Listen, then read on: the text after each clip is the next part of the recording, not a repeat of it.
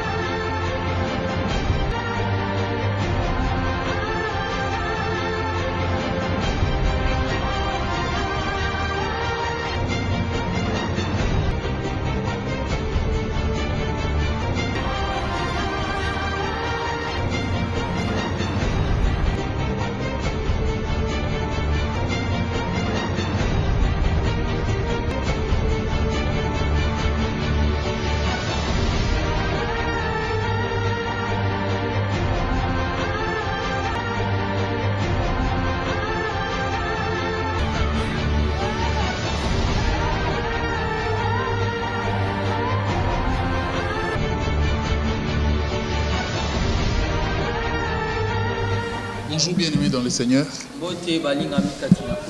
Je nous salue au nom du Seigneur Jésus-Christ. De partout où nous nous trouvons, et je nous souhaite un bon culte en ce dimanche matin, dans la présence de Dieu, sous la grâce divine. J'ose croire que dans le confinement ici au Congo, confinement des églises, nous nous portons bien parce que les églises ne se réunissent pas ces derniers temps. Et j'ose aussi le croire de partout où vous vous trouvez. Dans ces conditions de Covid-19, que Dieu est en train de vous protéger de partout où vous êtes. Du reste, Dieu nous a fait la grâce d'être en vie jusqu'à aujourd'hui. Dieu nous a fait la grâce de s'attacher à Christ jusqu'à aujourd'hui. C'est une grâce d'être en vie.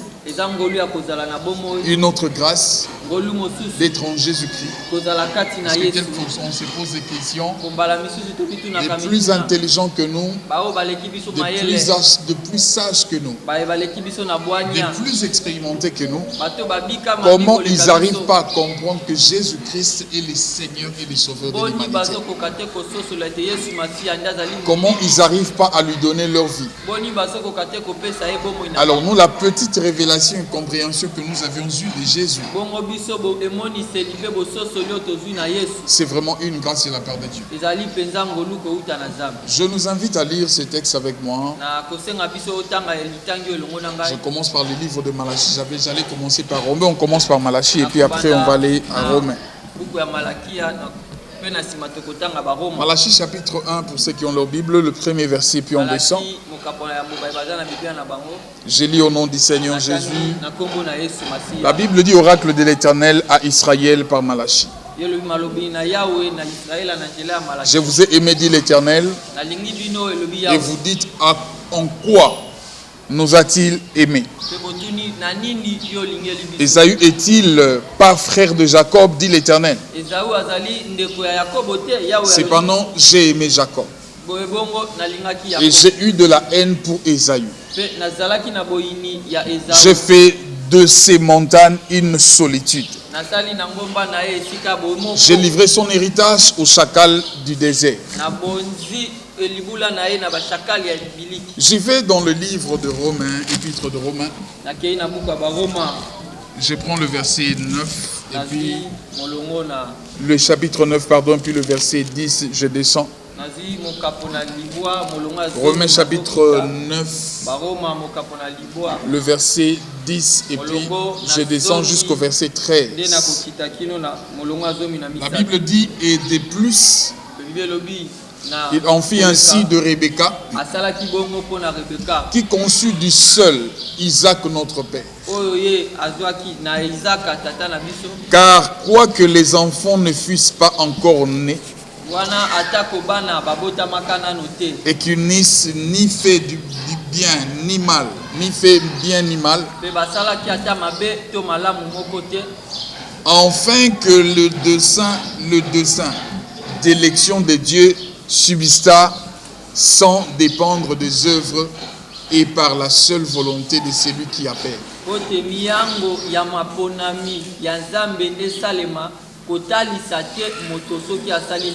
Il fut dit à Rebecca, l'aîné sera assujetti au plus jeune.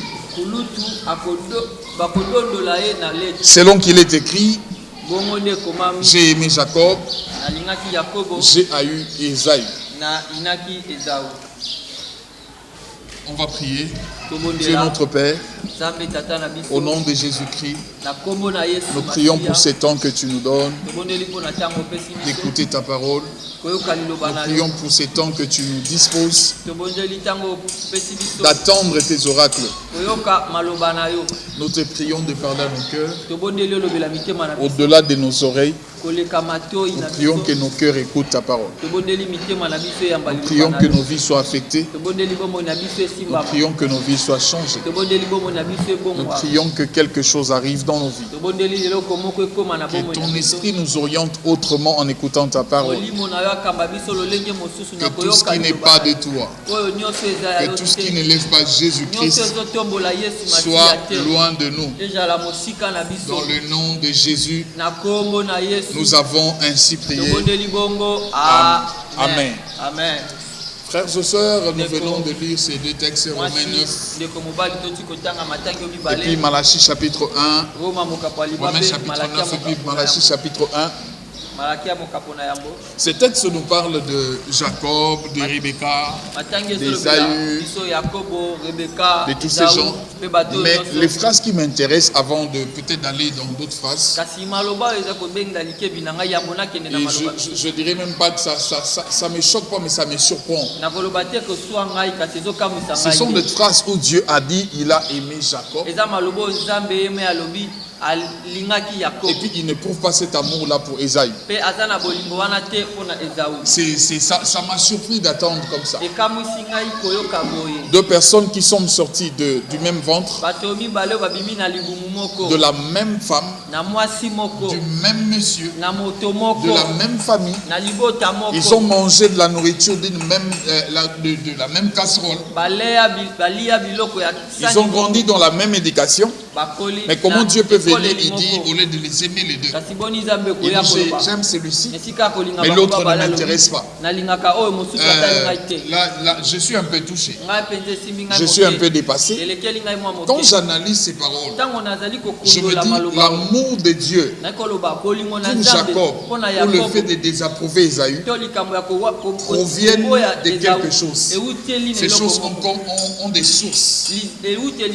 Dieu ne peut pas aimer quelqu'un puis désapprouver l'autre pour rien. Souvenez-vous que je suis en train de parler de la vie de l'esprit. Dieu ne peut pas aimer quelqu'un et puis laisser l'autre désapprouver l'autre pour rien. Je pense que l'une des choses, l'une des valeurs qui a poussé Dieu à aimer Jacob, ça c'est mon point de vue, on est en train d'analyser la vie. L'une des choses qui a poussé Dieu à aimer Jacob, c'est que Jacob avait de la faiblesse. Jacob se sentait attiré. Jacob était séduit par des choses spirituelles. Voyez-vous vous-même, les jours où il croise Dieu à Bethel, la Bible dit quand il s'est réveillé, il a dit l'Éternel était en ces lieux. Il dit je ne savais pas. Si c'était toi et moi, on allait peut-être se souvenir du songe, quitter les lieux, partir, et puis voilà, c'est fini. Et ma Bible m'a dit Jacob a pris une pierre, il a oint cette pierre. Le fait de prendre la pierre, de oindre la pierre, ça veut dire qu'il donnait de la valeur aux choses spirituelles. Il donnait de la valeur aux choses de Dieu. Frères et sœurs, j'insiste, ne reste pas charnés.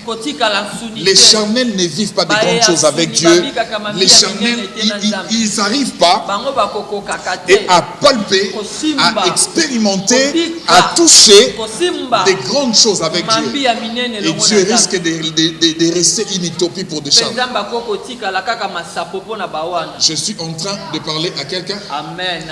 Les deux, comme je dis, Jacob et Ésaü, ils ont grandi ensemble. Élevés par le même parent.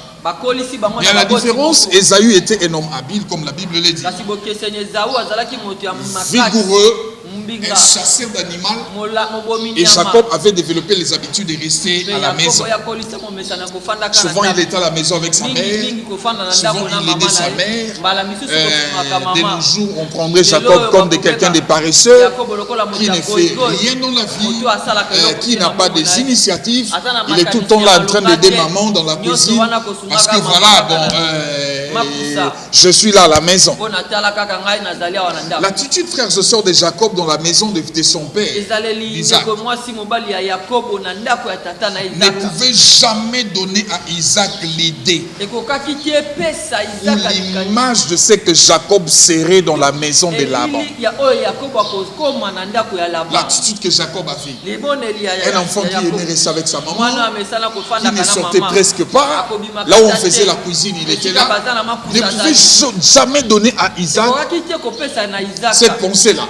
Que Jacob dans la maison de Laban, il deviendrait quelqu'un d'important, il deviendrait quelqu'un d'utile, ne pouvait jamais donner à Isaac cette idée.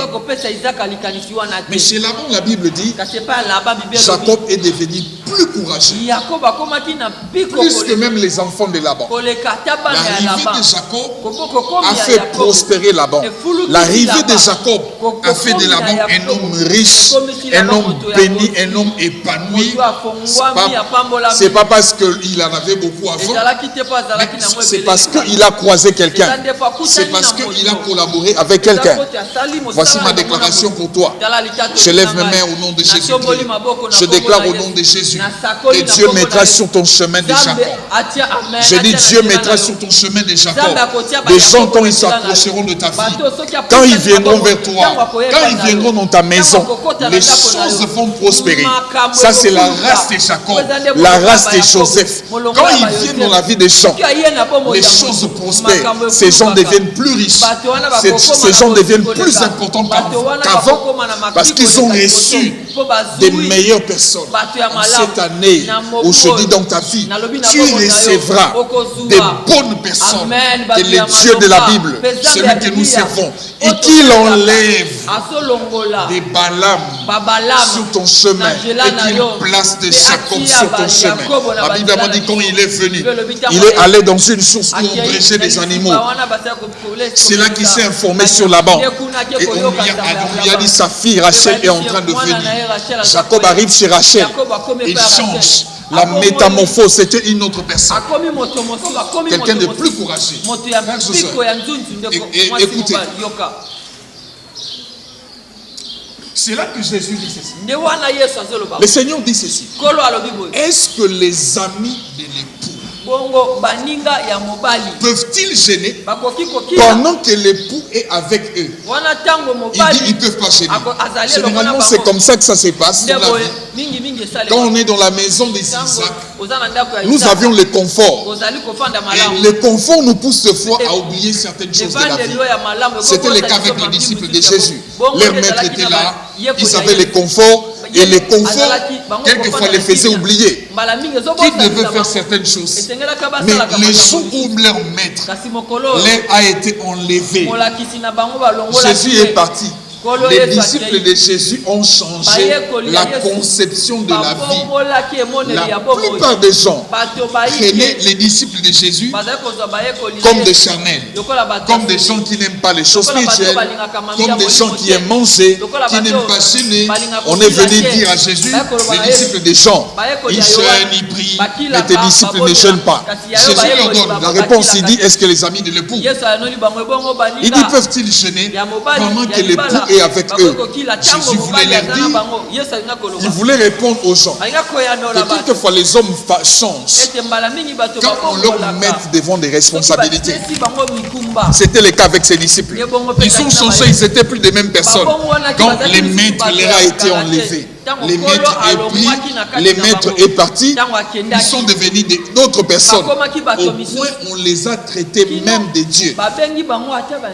On les a traités de Dieu. Les gens, ils sont venus, ils ont dit, mais des choses que Pierre fait, des choses que tel fait, il mérite à être appelé de Dieu. Souvenez-vous de Pierre. Quand les jours il part dans la maison quand on l'a appelé chez l'homme ici de Actes 10 qui a fait appel à Pierre. À Corneille, qui a fait appel à Pierre. Pierre arrive chez Corneille, la Bible dit, quand Corneille voit Pierre, il se met à genoux. Pierre lui dit, non, lève-toi. Je suis un homme comme toi. Ça vient de ça. Le comportement de Corneille vient de ce qu'il a vu. Dieu lui a témoigné de Pierre. Il a vu Pierre en vision. Dieu lui a dit, fais appel à Pierre. Pour lui, Pierre, c'était une divinité. Ce n'était pas un homme. Quand il voit Pierre, il se met à genoux. Pierre lui dit, lève-toi. Je suis un homme comme toi. Les gens ont commencé à respecter les disciples de Jésus. Mais du vivant de Jésus, le même disciple, ils ne s'étaient pas respectés. Ils ne s'étaient pas honorés. Le même disciple du vivant de Jésus. Mais c'est quand Jésus a été pris et enlevé, ils ont changé de conception. Ils sont séparés. Quand un enfant quitte la maison de son père, il voit la vie autrement. Si l'enfant veut devenir responsable, attendez le jour où il quittera le toit des parents. Il commence à concevoir, à voir la vie autrement. Quand un fils spirituel quitte peut-être à exercer dans le ministère du Père, il voit les choses autrement. Là, même si on ne lui demande pas de jeûner, il va jeûner. Mais quelquefois, quand il est chez le Père, quand le Père dit jeûnons, des fois il ne jeûne pas parce qu'il sait que papa est là, il va jeûner, il va prier pour nous.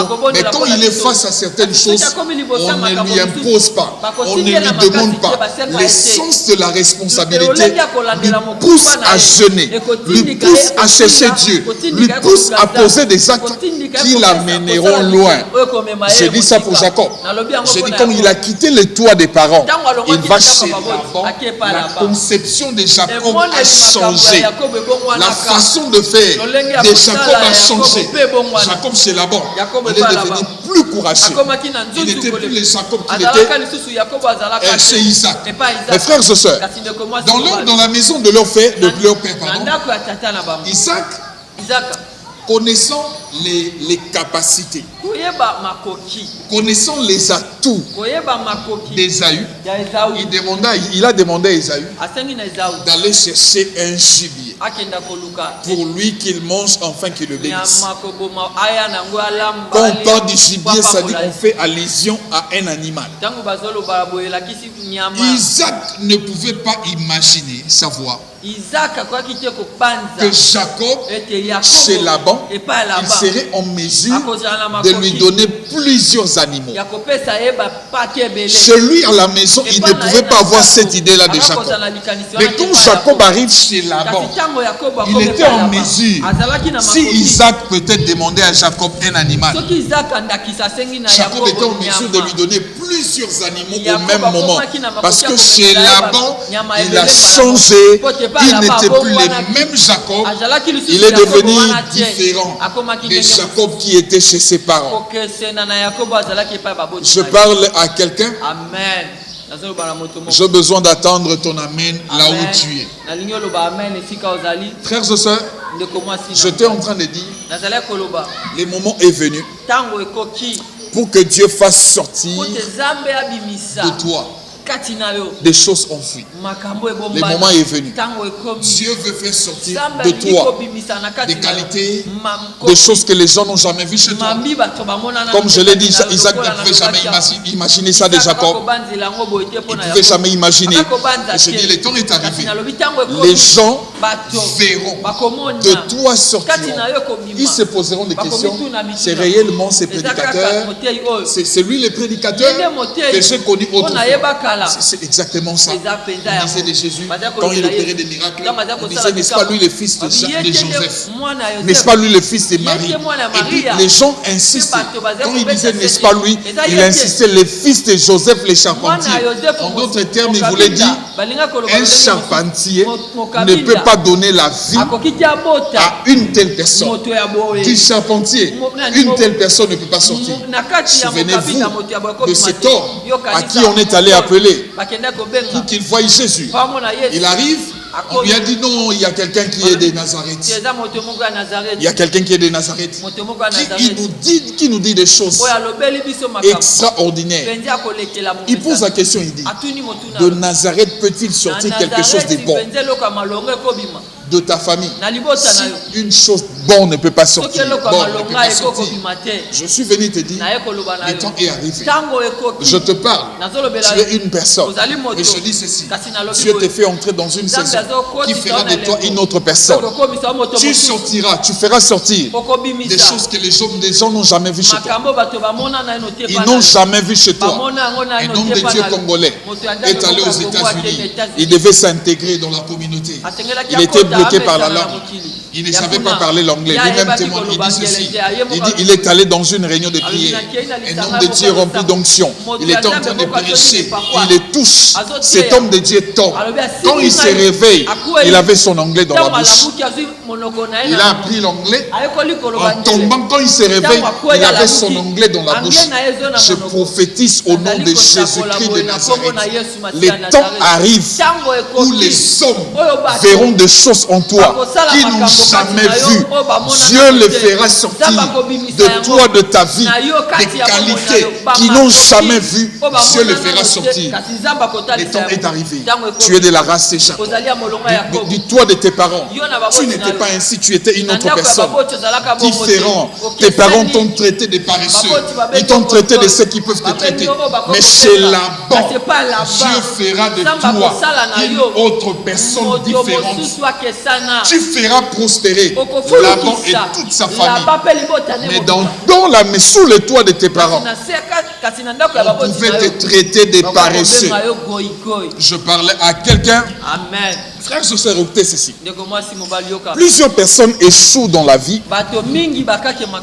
Le problème, ce n'est pas Dieu. Certaines personnes, quand ils échouent, et plusieurs personnes aussi sont bénies. Le problème, ce n'est pas que Dieu est injuste. La plupart des bénédictions proviennent du positionnement de la vie. Dans la vie, quand tu sais bien te positionner, tu vivras, tu recevras certaines choses. Même dans une équipe de football, il y a des joueurs qui ne dribblent pas. Je pense à celui qui est le président du Libéria aujourd'hui, George Weah. Quand je suivais le football à l'époque, ce n'était pas un grand dribbleur. Weah s'est placé à des bons endroits. Il fut buté parce qu'il s'est placé dans des bons endroits. Généralement, les neufs reçoivent. Ils reçoivent des passes, ils reçoivent certaines choses parce qu'ils se placent sur des bons endroits. Si tu arrives à te placer sur un bon endroit de la vie, tu recevras une grande bénédiction. Tu recevras une grande part. La différence entre les deux, Jacob et Esaü. Les deux, leur différence, Esaü était quelqu'un qui aimait se promener. Il partait partout, il se promenait, mais Jacob savait se positionner. Il se plaçait au bon endroit. Le bon endroit, c'est lequel? C'était auprès de sa maman.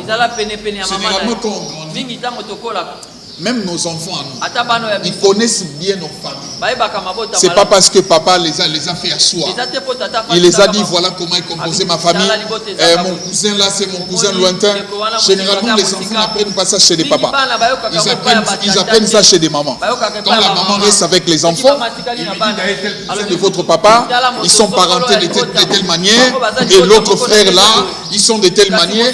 Les enfants, ils apprennent beaucoup d'informations auprès des mamans que des papas. Donc je suis convaincu que Jacob, en restant avec sa maman, on lui avait appris l'une des choses que Rebecca lui avait communiquées, c'était une prophétie qui était sortie.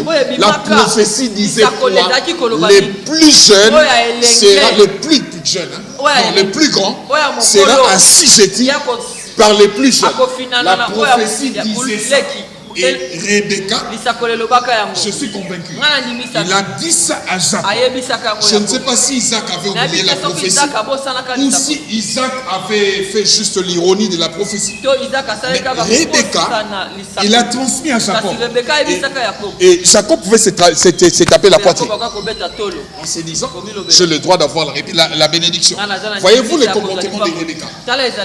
Rebecca, quand Isaac demande à Isaïe d'aller apporter les gibiers pour qu'il les bénisse, il dit à Isaac, à Jacob, pardon, va me prendre l'animal, je vais faire, tu vas aller. Isaac dit à sa maman, il dit, maman, merci papa, au lieu de me bénir, il me maudit. Qu'est-ce que je vais faire? Rebecca dit que cette malédiction retombe sur elle. Elle accepte. Elle était convaincue que Dieu avait dit de ses deux fils, c'est les plus petits qui va jeter le plus grand. Elle était convaincue de cette prophétie. Quelqu'un peut me dire que Rebecca n'aimait pas Isaïe. Je te dirais que c'est faux. Regardez le jour, elle est venue demander la permission à Isaac pour que Jacob aille chez Laban. Elle dit ceci à Isaac. Elle dit, Esaü a commencé à aller avec les filles de cette contrée. Si Jacob aussi tombe dans le même piège, elle dit, moi, je n'aurais rien fait dans ma vie. C'est comme si j'ai sacrifié tous mes enfants. Elle avait déjà la douleur de voir Esaü prendre les filles qu'elle ne voulait pas. Ça veut dire qu'elle aimait son fils. Mais Rebecca, elle était consciente d'une parole qui était sortie. Et Jacob aimait aussi les choses de l'esprit. Jacob, c'était quelqu'un qui avait la révélation. Le fait de rester avec Rebecca, sa maman, qui est l'image de l'église, elle restait à l'église et l'église a pris les choses. L'église qui est l'épouse de Christ a pris les choses chez Christ, a transmis à Jacob. Frère, ce soit toi qui fuis l'église, toi qui n'aimes pas l'église, toi qui n'aimes pas te donner à l'église, toi qui n'aimes pas t'engager à l'église, toi qui as abandonné l'église parce qu'un homme de Dieu aurait commis une erreur, parce qu'un homme de Dieu aurait fait quelque chose. Je suis venu te dire, l'église a la capacité de te transmettre les secrets de la destinée de ta vie. Ne fuis pas l'église parce qu'il y a des erreurs qui arrivent à l'église. Non, Jacob était attaché à sa mère. Et le fait d'être attaché à sa mère, il a reçu des secrets, des choses que Dieu aurait dit dans les temps. Et Dieu a dit, j'ai aimé Jacob, j'ai haï Esaü. Frères et sœurs, finalement Jacob a été béni par Esaü. Mais je t'amène juste dans le comportement des deux. Un jour, Esaü revient de la chasse. Il était bourré de choses. Non, il était fatigué, pardon. Il trouve Isaac en train de préparer sa sauce. Esaü revient, il trouve Jacob en train de préparer sa sauce. Et puis il demande à Jacob, donne-moi ta sauce. Jacob lui dit à une seule condition, que tu me donnes le droit d'aînesse. Esaü a pris la nourriture, Jacob a pris la parole. Jacob, Esaü a dit, que me servira ces droits d'aînesse? J'en ai que faire. Je ferai quoi avec ces droits d'aînesse? Donne-moi à manger. Si je réfléchis, ces jours-là, Jacob a dormi affamé. Il a donné sa nourriture à Esaü. Donc il est dormi affamé en jeûne parce qu'il avait besoin d'une parole qui sort de la bouche d'Esaü. La parole lui donnait les droits d'aînesse. Et c'est dans ça que Dieu aime. Il aime des gens qui soutiennent le spirituel. Il aime des gens qui sont accros à la spiritualité. Il n'aime pas des gens. Comment tu fais pour faire une année? Le 1er janvier au 31 décembre, tu n'as jamais jeûné. 1er janvier jusqu'au 31 décembre, tu n'as jamais jeûné. Tu n'as jamais sacrifié un jour pour Dieu. Tu n'as jamais fait 2 jours pour Dieu. Tu n'as jamais fait 3. Et puis tu t'attends à quoi? Que Dieu te donne quoi? Tu es charnel, excuse-moi. Je parlais des disciples de Jésus. Ils vont de leur maître. Ma Bible m'a dit, ils ne jeûnaient pas. Ma Bible m'a dit, ils ne priaient pas. Même pour faire certaines prières, Jésus devait les réveiller. Mais quand le maître est parti, ils ont changé le mécanisme. Ils ont changé la manière de faire. La manière de faire les choses. Ils ont commencé à jeûner. La Bible dit qu'on parle de Hébreux 11, quand on parle de la foi. La Bible dit eux-mêmes que les morts ne méritaient pas. Ils erraient ça et là. Ils restaient dehors. Ils ont manqué de la nourriture. Ils ont prié dehors. Mais dans tout ça, ils n'ont jamais abandonné la foi. Frères et sœurs, je veux juste t'encourager à aimer des choses de l'esprit. Dieu déclare qu'il aime Jacob. Ce n'est pas parce que Jacob était plus beau. Ce n'est pas parce que Jacob était plus élancé. Ce n'est pas parce que Jacob était plus intelligent. Il était rusé mais pas plus intelligent. Et tu ne me diras pas que Ésaü, pardon, n'était pas intelligent. Mais Jacob avait une faiblesse aux choses spirituelles.